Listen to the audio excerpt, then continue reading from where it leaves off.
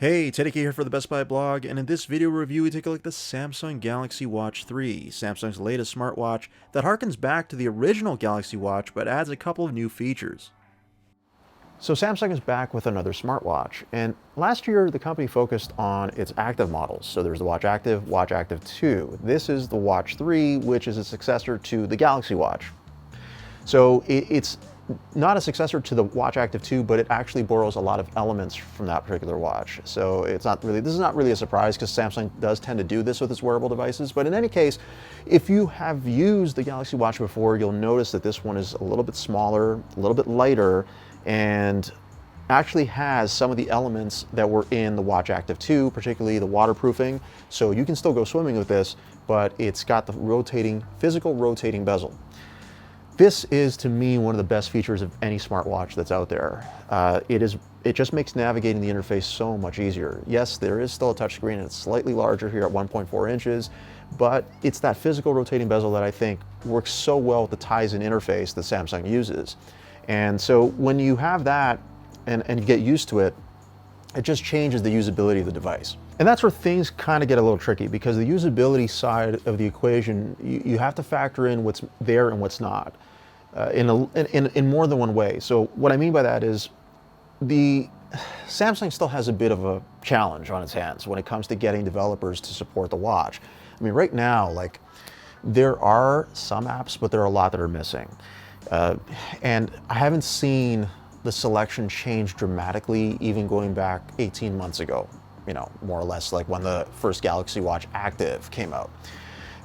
But on the other hand, some of the integration works well. So I love the Spotify integration. It's fantastic. If you're a Spotify premium subscriber, I think will enjoy it as well. You can store a playlist on the watch and listen to it directly to a pair of headphones. Not a problem. It works really, really well.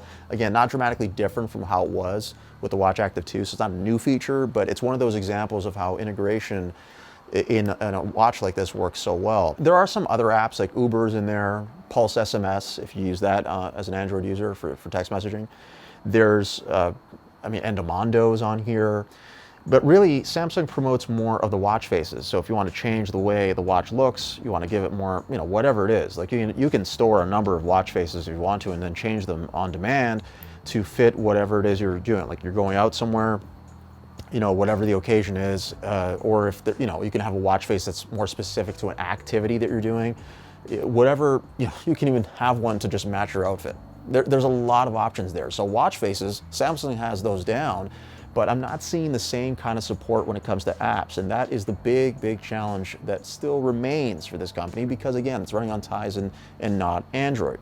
So developers have to port, or at least develop the apps differently in order to get on here. But being a smartwatch, there are some things that it has to do well, and for the most part it does. So exercise tracking, for example, is quite good for the most part.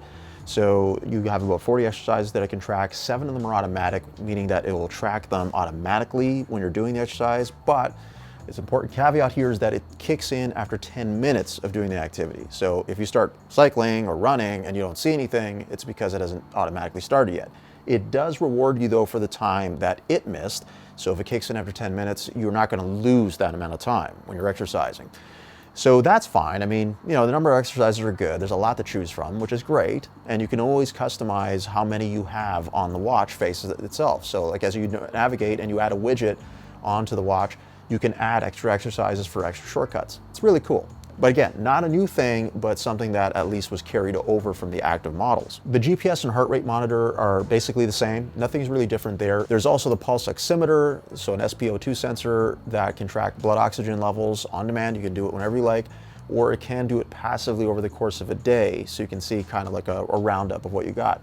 However, it doesn't work when you're sleeping. So even though the sleep tracking is better, you get a sleep score and everything, and that's much better than it was before, unfortunately, the SpO2 sensor doesn't track anything while you're sleeping. So you're not going to get a VO2 max score or anything like that while you're asleep. But you can get a VO2 max score when you are exercising. So Samsung Health, of course, is integrated in all this, just like the Galaxy Wearable app is. And you'll get some of those metrics in there as you sync the watch to them and get a better idea of what you're looking at. I imagine that Samsung will probably expand on this in some way, perhaps with future updates, but you never know. I don't know if they're going to treat this watch any differently than they have with any of the others. Hopefully, we'll see some improvements and some upgrades along the way. A couple other quick points. The watch works perfectly fine with other Android phones, so you don't need a Samsung device if you don't want to. And again, because you have the same apps and the notification system works, phone calls will come in, like it works well as far as that goes. So everything's fine there. Even iPhone users can use this if they want to, but bear in mind that you're not going to get every single feature that's available, particularly with the notifications. That's not in there, so it won't tie to any iPhone apps, unfortunately. So you do have a bit of a trade-off if you're going to use it. If you are an iPhone user, I don't know that I would recommend this. I think you're probably better off with an Apple Watch. So battery life's not bad. It's hard for me to approximate how much you'll get because it really depends what's on and what's off. So if you have GPS off, you're going to get a little more time than if it was on.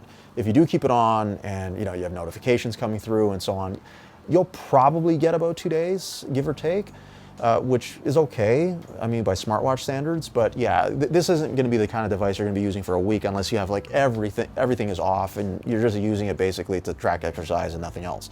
Then fine, you'll probably get 5 days or something like that. But if you're using some of the other features that are in here, especially some of the other integrations, yeah, it's not going to last too long.